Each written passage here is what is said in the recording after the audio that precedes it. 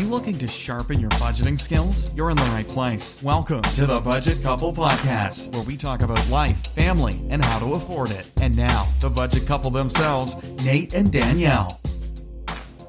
Welcome to the Budget Couple Podcast. I'm Nate, and Danielle's actually not joining me today because she's not feeling good / just got home from a work trip. She was in Chicago for a few days and just isn't feeling great. Right before she left, she had strep throat, and it's been a fun little time here in the Nagel household. So we're going to kind of flow with some things here. We had a couple other topics we wanted to discuss, but I kind of need Danielle here to talk about them. But what I do want to do is give an update to what our budget looks like, changes that we've recently made, and the reasons behind that. And we'll relate all that to our current goals and kind of going through the thought process on that. I'm not going to spend a lot of time talking about that, but I'm going to dive into it in just a second. Before I do, if you could please leave us a review or feedback on your podcast player of choice, we would greatly appreciate it. Every review helps us grow the show and helps us reach more people. The more people that we reach, the better off the show is and the more episodes we're able to bring you. We greatly appreciate it if you've already left us a review, and we hope to hear from you if you haven't. So let's dive in here and talk a little bit about our budget and what we've recently changed and why we've changed what we've recently changed. There's two main items that we've changed and increased the budgets for on our particular budget. The first one is our individual budgets. Previously, Danielle and I each had $150 a month that we could spend by ourselves. So I had $150 that was totally mine to do whatever I wanted to with, and Danielle had the same thing. The problem was we found out pretty quickly that we've been overrunning that over the past few months. Like very consistently, it's been a consistent issue. And we needed to fix that because when we have budget overruns, it screws up how much we are actually able to put into other places and kind of going through everything. Our budget is not a zero-based budget. We don't do things and give every single dollar an exact spot where it's supposed to go. We rather like to give categories and spending limits on those categories. And when the spending limit's reached, we should stop, and that's all we get to spend that month for that category. Danielle and I weren't following through with that, particularly me. We were overrunning every month. Like last month, I went $44 over budget, and that's a problem because that's a continuing cycle. If we go over one month, chances are you're going to go over the next month because you have less money to deal with, and you generally are going to spend about the same amount of money. So that was a problem for me and occasionally a problem for Danielle, although not nearly as frequently. I'm a much more of a spender compared to her. So I needed to take care of that, and I think we did. We increased our budget by $50 in each of our personal budgets. So now we have $200 a month to spend on ourselves. Now, we could go out to food, do whatever really we want with that money. Like we each like to go out to eat occasionally at work. So Danielle will go to work and she'll not take lunch with her. She'll just buy it. And the same thing for me is when I'm at school, I'll just go out during a free period and buy my lunch. And that's fine. Not a problem. And it gives us $50 a week basically to do what we want with, which I think is a fair amount of money. So that's a big plus for what we've done. To be honest, I'm already over my budget at this month. I'm only $10 over, which I shouldn't go any more than that. But I think once this starts settling down, I won't be doing that anymore. I was already missing basically a quarter of my budget at the beginning of this month because I went over.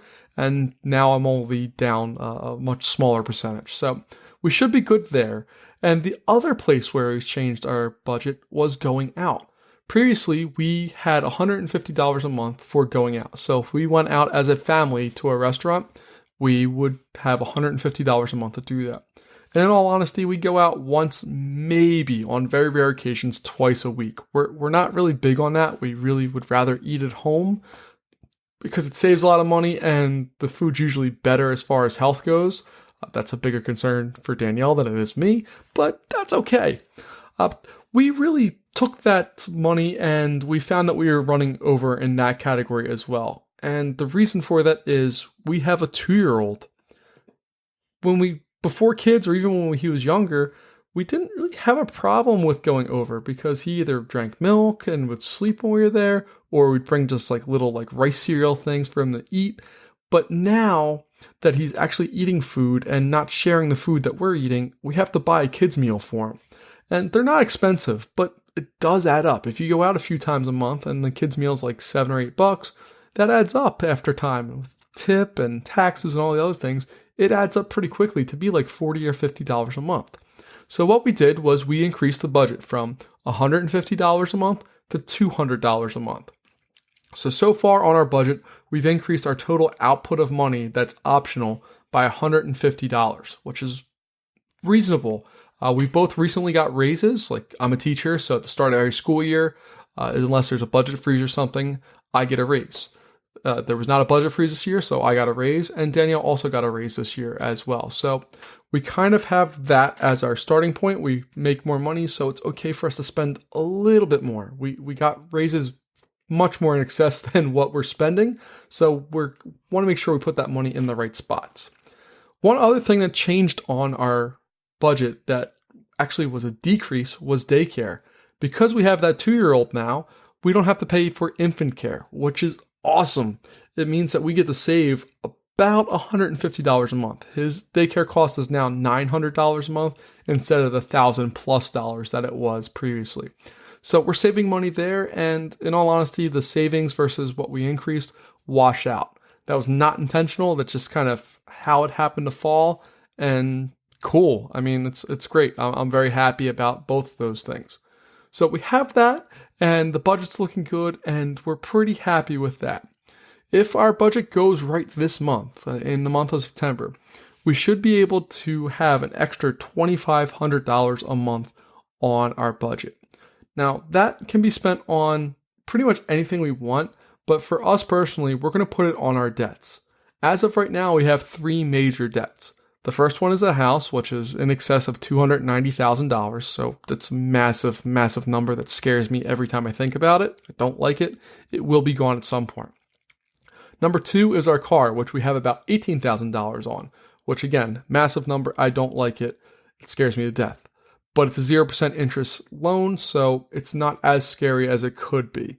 And number 3, we have the solar panels. When we started, about a year ago, October 6th was when we got our loan, it was $36,000. We have that paid off to only $3,500 left.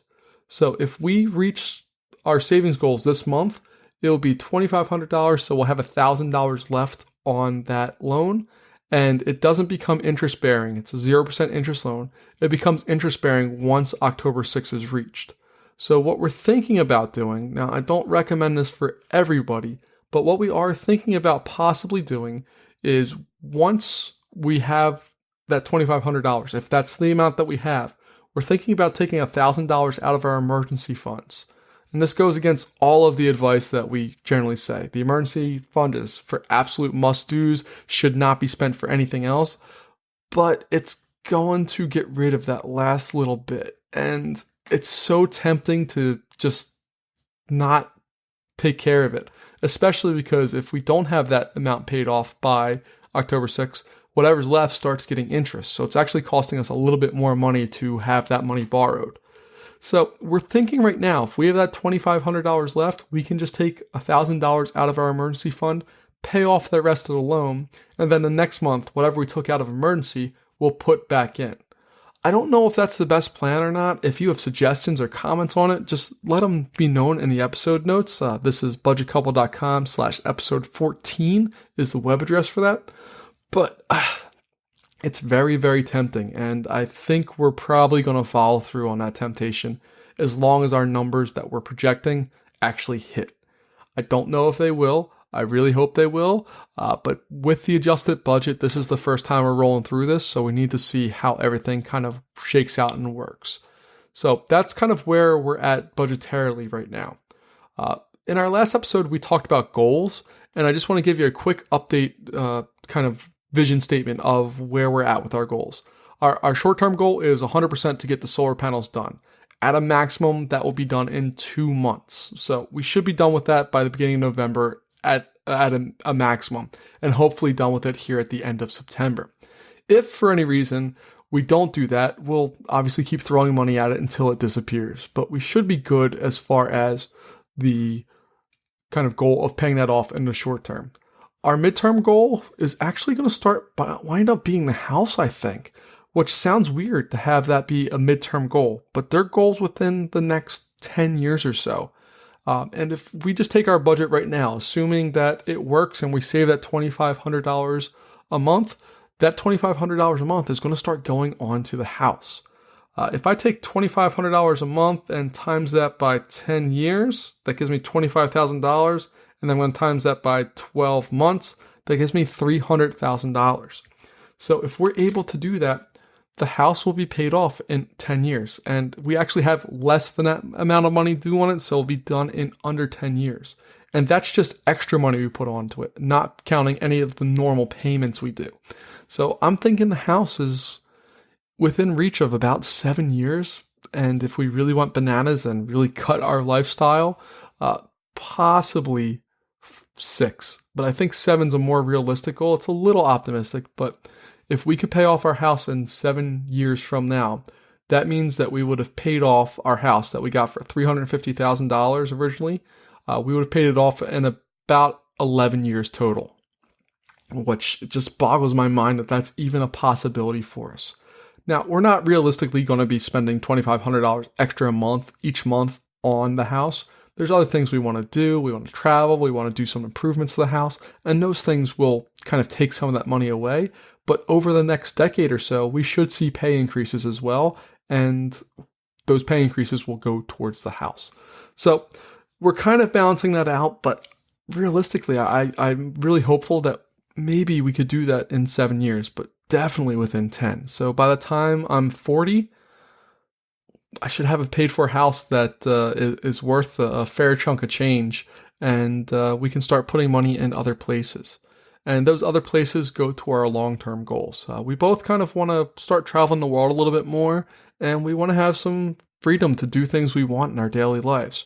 Right now, we have to work, and that's fine. There's nothing wrong with work. I absolutely love my job. I get so enriched by it, and Danielle loves her job as well. But there's a big wide world out there, and we want to see it, and we want to be able to do what we want when we want to. And part of that is going to require that we eventually go through and start putting a lot of money towards savings and towards mutual funds and other kind of pre-retirement things, so we have the cash on hand to do those things and to kind of cash flow ourselves until our retirement accounts are able to be withdrawn from without penalties.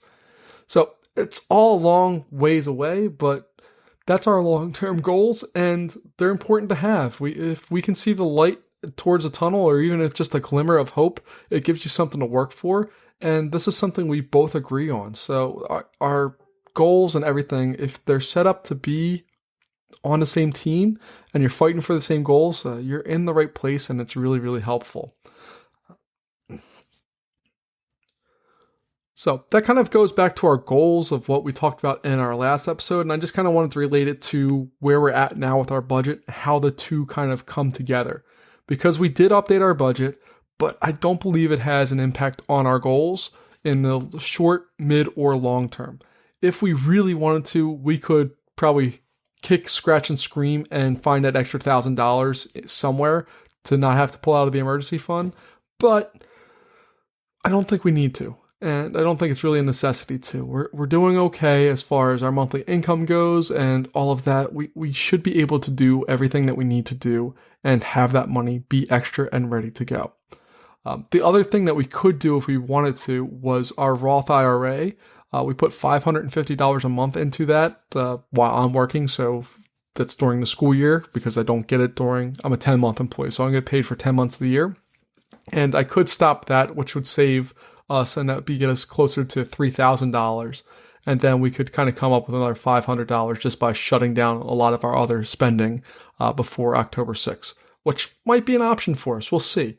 But we have to play in wait and see game, and hopefully everything works out. I apologize for rambling here, but I'm excited about this. The realistic look and seeing that we could potentially have the house paid off before I'm 40 is just so exciting to me. Like, it opens up a whole world of possibilities, because not only does the extra money that we have get to go somewhere else, it also allows the mortgage that we're paying, the $1,700 a month in mortgage that we're paying, that can now go somewhere else. And we can really, really start hammering home and doing a lot of really cool and interesting things with our budget and with our lives. All right, I'm going to stop rambling. I'm going to stop talking. I can't believe I talked for 15 minutes. And this is actually close to the second time I had to record this because I realized I was recording on the wrong microphone and it was a microphone across the room. So I found it very echoey and kind of it was a problem. So now I'm back on the proper microphone. It's not my normal microphone, if you heard a sound, but I have that set up and we're ready to go. Again, if you have questions, comments, concerns, please get in contact with us. You can go to budgetcouple.com. At the top right, there's a contact page. We would love to help you out with your budgeting problems. We would treat anything that you sent us as it was ourselves trying to come up with the solution to the problem. So we wouldn't suggest anything that we wouldn't do ourselves. And we want to make sure that we kind of cover all those bases. But that's all I have for today. If you want to talk to us, budgetcouple.com, and the notes for this particular show are budgetcouple.com/episode 14.